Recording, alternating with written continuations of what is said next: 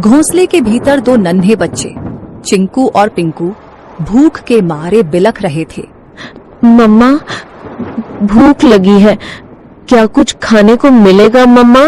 पेट में कुछ नहीं है मम्मा, कुछ ला दो ना। चिकी की आंखें भर आईं। हे भगवान, मैं क्या करूं?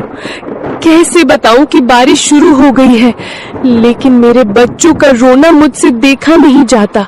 भीगूंगी, गिरूंगी, चाहे जो हो, लेकिन इन्हें भूखा नहीं देख सकती। रुको मेरे लाल, मम्मा कुछ ले आएगी, चाहे जान ही क्यों ना चली जाए। परंतु एक बात याद रखना, जब तक मैं नहीं आऊं, घोंसले में से बाहर भी मत देखना, हाँ, बाहर भी मत निकलना, समझ गए ना?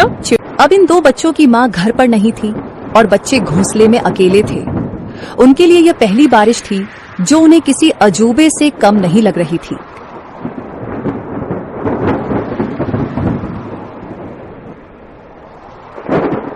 चिंकू बार बार गर्दन बाहर निकालकर देख रहा था। अरे ओ पिंकू, सुन रे, ये क्या चीज ऊपर से टपक टपक गिर रही है? कोई रो रहा है क्या? पिंकू घोंसले के कोने में दुबक कर बैठा था। अबे मूर्ख, रोने की आवाज नहीं है ये, बारिश है बारिश, आसमान बरस रहा है। पर ये आवाज कितनी डरावनी है, और पानी, इतना सारा पानी कहाँ से आता है रे?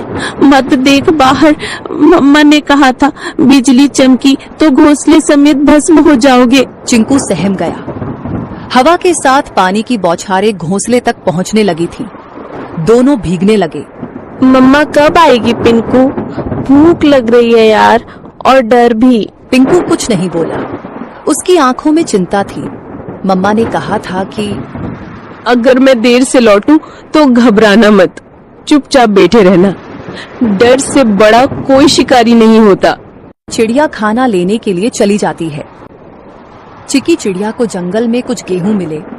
उसने वो गेहूं को अपनी पतली टांगों से पकड़ा और तेज बारिश में फिर से बच्चों के पास लौटने की ठान ली। बारिश और हवा में अपना जोर दिखाना शुरू कर दिया था। उसे ना चाहते हुए भी एक पेड़ की डाल पर बैठना पड़ा। हे राम, बच्चे अकेले हैं, घोंसला खुला है और ये बारिश बढ़ती ही जा रही है। यदि बारिश थोड़ी सी भी कम हो तो मैं सीधी दौड़ती हुई उड़कर अपने बच्चों के पास पहुंच जाऊंगी। तभी बगल की डाली पर टोनी तोता फुर्र से आकर बैठा। अरे टुनी बहन, तू यहाँ क्या कर रही है इस तूफानी बारिश में? तुम्हें होश भी है कि बच्चे अकेले हैं? टोनी भाई, क्या करूं, उड़ नहीं पा रही, पंख गीले हो गए हैं। बहन, कल की बात बताऊं, मैं कबूतर बहन के घोंसले के पास से जा रहा था। क्या हुआ वहाँ? बहन, एक सांप आया था, बहुत लंबा और काला, चुपचाप डालियों के पीछे पीछे सरकता हुआ सीधा घोंसले तक पहुंच गया। फिर किसी ने देखा नहीं? मैंने देखा, मैं ऊपर ही उड़ रहा था। जब देखा कि सांप कबूतर के बच्चों के ऊपर झपटा, मैं चीखा जोर से, सांप सांप। सब पक्षी इकट्ठा हो गए, लेकिन तब तक बहुत देर हो चुकी थी। वो दो बच्चों को निगल गया बहन। चिकी सन्न रह गई। टोनी का चेहरा भावुक हो उठा। और जब कबूतर बहन आई ना, वो तो जैसे पगला गई थी। अपने घोंसले के पास आई तो देखा कि एक बच्चा खून से लथपथ पड़ा है और दो तो दिख ही नहीं रहे थे। वो बार बार पुकार रही थी, मेरे बच्चे, मेरे लाल, कहाँ चले गए तुम? उसके आंसू रुक ही नहीं रहे थे। अपने बचे हुए एक बच्चे को उसने पंखों में दबा लिया और फिर चुपचाप बैठ गई, जैसे दुनिया ही खत्म हो गई हो उसकी।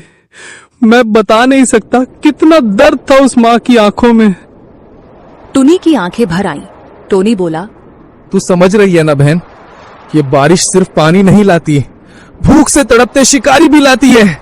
जल्दी निकल, पेड़ों की आड़ लेकर जा, मत रुक अब। चिकी चिड़िया उड़ती है और अपने घर की ओर जाती है।